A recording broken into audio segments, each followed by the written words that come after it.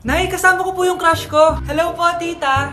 Saktong-sakto, nagluto ako ng masarap na pagkain. Talaga po, Nay? Halika dito, kumain muna kayo. Ah, sige po, tita.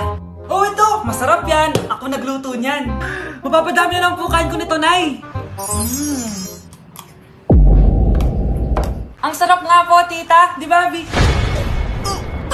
Oh, tita, nabubulunan po anak nyo. Anak, anak. Anak, anak, anak, anak.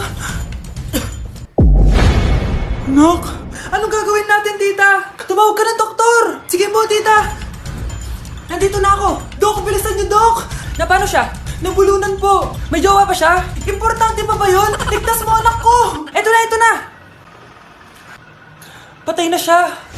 Anak! Patay na siya? Sayang, ka-crushback ko pa naman siya! Crushback mo ako? Pag ngayon mo lang sinabi, so tayo na?